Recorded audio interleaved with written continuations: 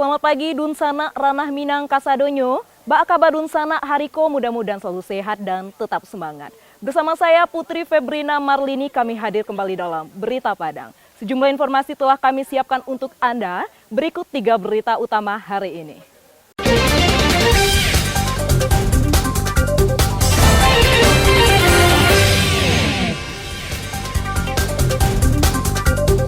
Menolak ditertibkan, pedagang di Jalan Permindo Padang blokir jalan. Seorang pengedar sabu-sabu dari Agam ditangkap di rumah kontrakannya di Pariaman. Pohon tumbang timpa pengendara sepeda motor di Darmasraya.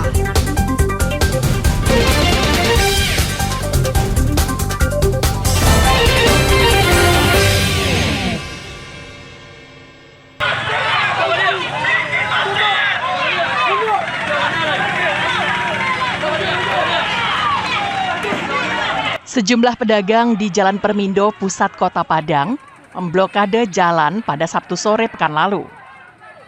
Aksi ini dilakukan karena mereka tidak terima ditertibkan oleh Satpol PP. Jalan Permindo ditutup menggunakan barier dan kursi. Aksi yang dilakukan oleh ratusan pedagang ini membuat petugas tidak dapat berbuat apa-apa, sehingga penertiban yang direncanakan hari itu belum dapat dilakukan. Tak hanya itu, kendaraan umum maupun pribadi yang terlanjur masuk ke Jalan Permindo tertahan dan tak bisa melanjutkan perjalanannya. Menurut kuasa hukum pedagang, sejak dicabutnya izin berjualan pada sore hari, menyebabkan pedagang dilarang sama sekali berjualan di atas trotoar. Masalahnya, setelah larangan itu diterbitkan, pemerintah Kota Padang tak memberikan solusi sama sekali.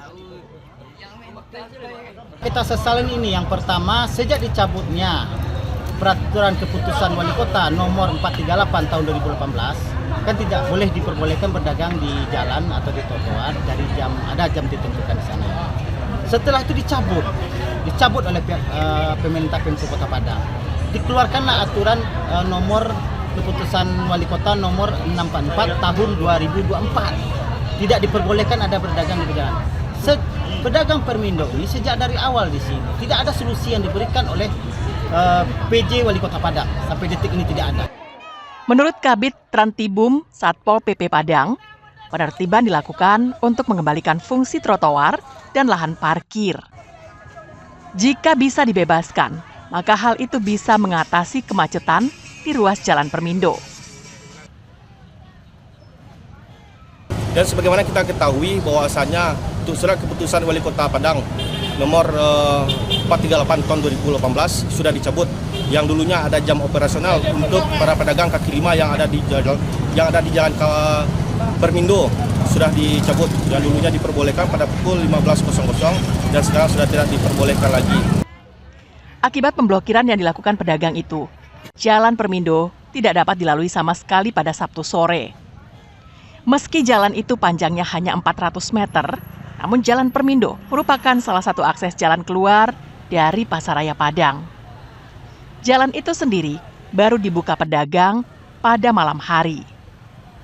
Alfi melaporkan dari Padang.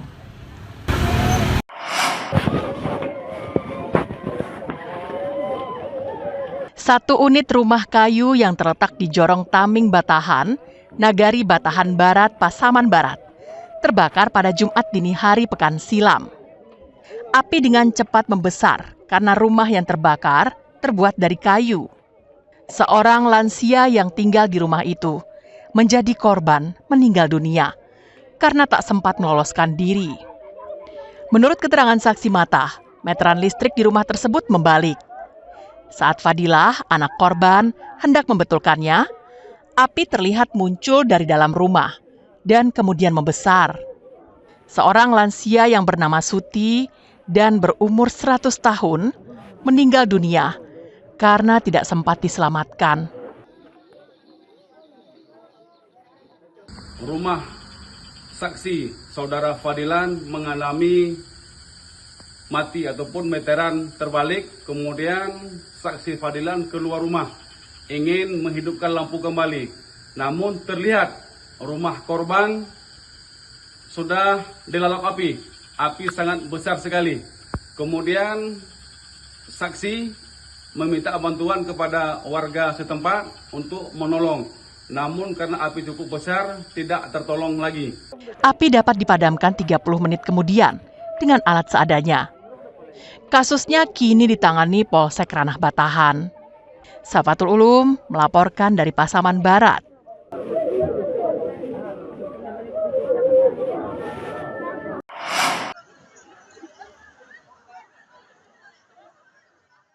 Ratusan tenaga honorer atau pegawai non-ASN yang berdinas di berbagai instansi di Pasaman Barat mendatangi kantor DPRD setempat pada Kamis pekan silam. Mereka mengadukan nasibnya yang tidak lulus ujian P3K.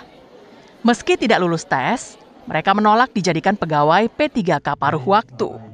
Mereka menuntut agar diangkat menjadi P3K penuh waktu.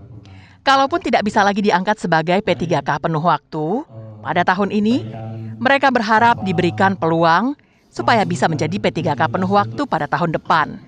Mereka juga meminta jika tetap sebagai P3K paruh waktu, agar upah mereka sesuai dengan upah minimum provinsi atau UMP.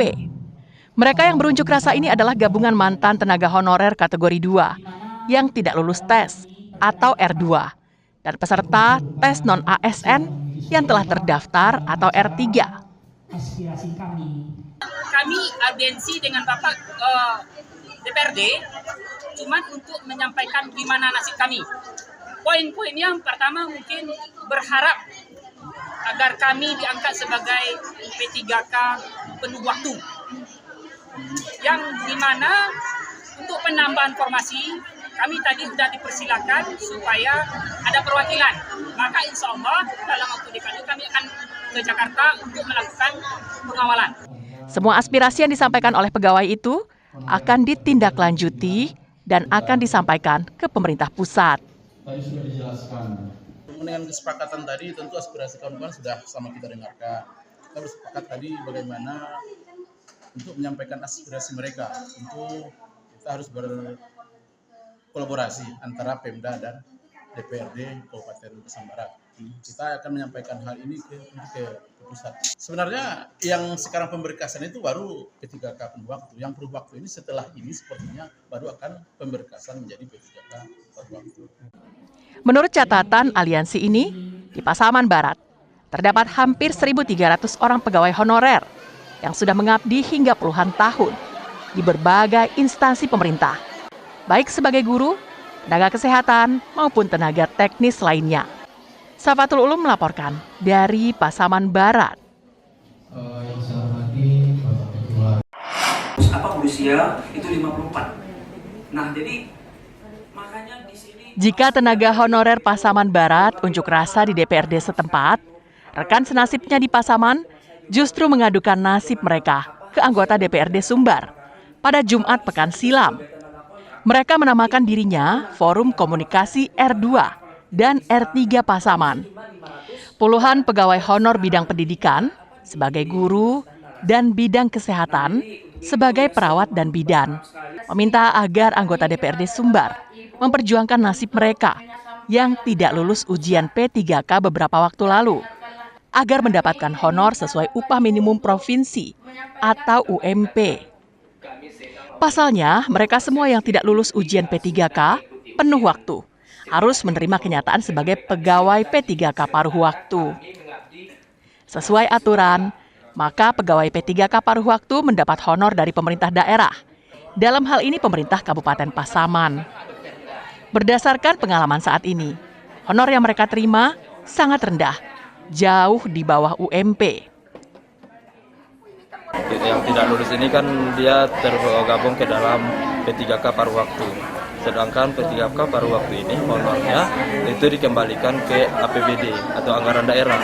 Sedangkan beberapa anggaran daerah di Indonesia ini masih ada yang APBD-nya masih rendah, termasuk kami Pasaman, Pak. Jadi hal itulah yang kami dongkrak supaya ada perhatian dari pusat untuk kembali membantu daerah-daerah yang APBD-nya yang rendah. Wakil Ketua DPRD Sumbar, Eviandri Rajo Budiman menyatakan, pihaknya akan mempelajari lebih dahulu regulasi yang berlaku. Jika ada kewenangan pemerintah pusat maupun pemerintah provinsi, maka pihaknya akan berjuang untuk membantu anggaran bagi tenaga honorer tersebut. Menyampaikan undang-undang aspirasi mereka yang terjadi permasalahan di tengah masyarakat. Ya, ini sebetulnya bukan persoalan di Pasaman saja, tapi ini adalah persoalan yang terjadi memang di Sumatera Barat. Ya, apa yang mereka sampaikan cukup banyak poin-poin yang mereka sampaikan. Yang jelas, ya ada hal-hal soal kepatutan, soal regulasi yang menjadi kewenangan kabupaten kota, menjadi kewenangan provinsi, kemudian juga menjadi kewenangan pemerintah pusat.